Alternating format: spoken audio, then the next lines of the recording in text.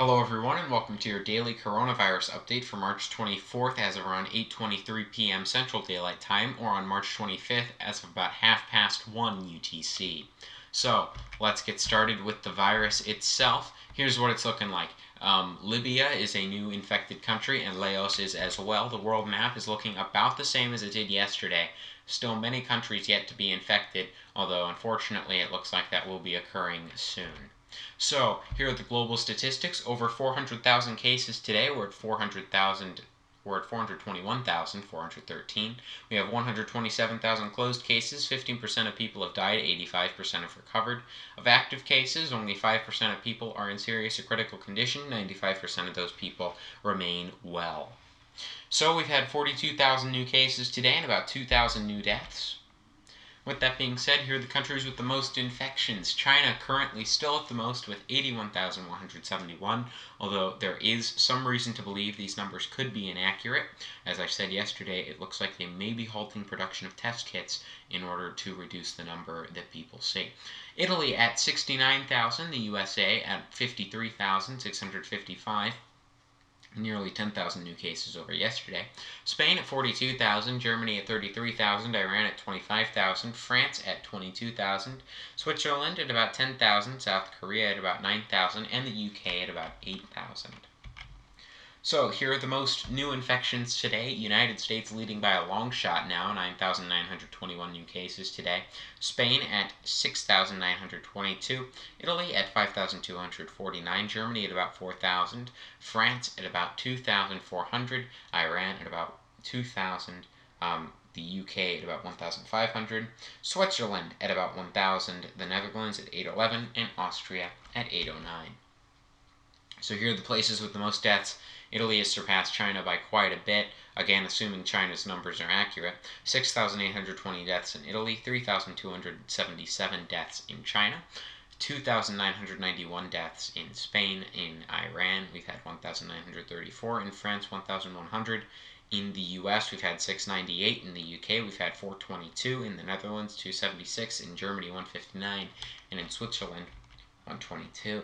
Here are the countries with the most deaths in the past day. Italy at 743. It really is scary what the situation is beginning to look like over there. Spain at 680. France at 240. The US at 145. Iran at 122. The UK at 87. The Netherlands at 63. Germany at 36. Belgium at 34. And Sweden at 13. So now let's focus in on the United States some. Here's what's going on there. Cases continue to explode around the country. For those in the St. Louis area, we do now have over 250 cases in Missouri. We have over 2,000 cases in Washington and California. We have nearly 1,000 cases in Texas, over 1,000 in Louisiana, Florida. We have over 3,500 in New Jersey. We have 25,000 people infected in New York, and that is expected to continue to go up. Governor Andrew Cuomo is talking about self-isolation. If you are up in New York, you should definitely be doing that. And you can see 1,537 cases in Illinois. Lots of places going into shelter-in-place orders, lots of stuff like that. Kansas City, I know, went into a shelter-in-place order today. So places around the country slowly are getting shelter-in-place orders on. We will be talking about what the president's press conference and stuff about that had to say, and why the stock market had such a good day in a little bit, and so we could see the shelter-in-place orders lifting sooner than you'd think. So here are the U.S. statistics. 53,655 people infected. We have 1,076 closed cases, 698 deaths, 378 people recovered. 98% of people that currently have it are doing well. Only 2% are in serious or critical condition. We've had nearly 10,000 new cases today and 145 new deaths. So here's the economy. The economy today, really good day. Really good day for the stock market and a really good day for commodities. So in the stock market, we've had the best day since 1933 today. The Dow went up. It surged by about 11%. Still, it's had big losses compared to where it was at just a month or two ago, but it is now above where it was when President Trump first took office. It is no longer below. The question is, are we going to see a little bit of a rebound here, or are things just going to continue to drop? Are we going to see this one really good day before we see things drop a lot? We'll talk about that in just a little bit. The NASDAQ at 7,400. 417 points. It rose by 8.1% today, and the S&P 500 rose by about 10% today. So a really good day for the stock market. And commodities, oil is up, gas is up, and gold is up. That means that money may be beginning to flow again internationally in the international economy. That's certainly a good thing. So what's driving the market? For the negative coronavirus fears, and President Trump's press conference has both some negatives and some positives. Negatives from it for the stock market and the economy are that this is expected to get worse. He was pretty open about that today, and he did say that this is going to be a rough next couple of months.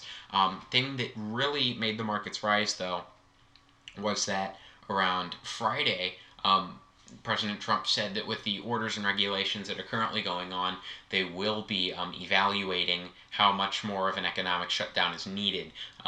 He's not saying that we're going to just reopen the economy, but he is saying that a reconsideration of just how closed down the economy needs to be is going to be put into place on Friday. So that was some good news for the stock market and the economy. That's part of the reason why it rose so much today. So, what can we do? So, here are the new things. So, this is the final one, really, that you can do at home. These next ones are regarding traveling, the next two. So, here's the first one. Protect others from getting sick. Avoid close contact with people, especially those that are sick. Stay at least 6 feet away from people. That's the magical number.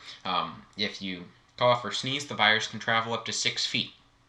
Avoid spitting in public, avoid coughing and sneezing in public, and if you have to, please cover your mouth and your nose with your elbow. Don't do it with your hand and then touch things. Just cover it with your elbow. So, and then if you have a fever, cough, or difficulty breathing, seek medical care early.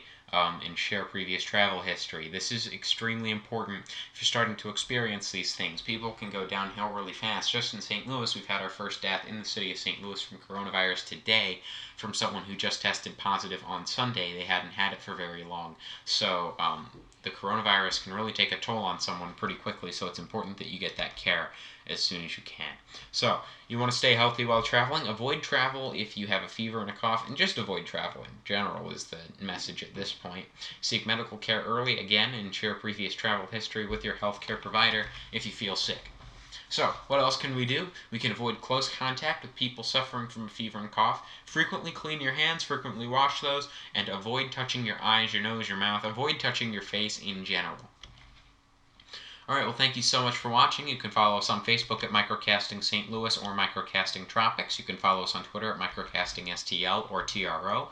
You can follow us on Instagram at MicroCasting St. Louis or MicroCasting Tropical. And finally, that's really it for this video. Thank you so much for watching. I hope you did enjoy it. If you did, you can hit the like button and be sure to subscribe and turn on notifications so you don't miss a new video regarding the coronavirus. We're going to keep you up to date with the latest information as new information does come out.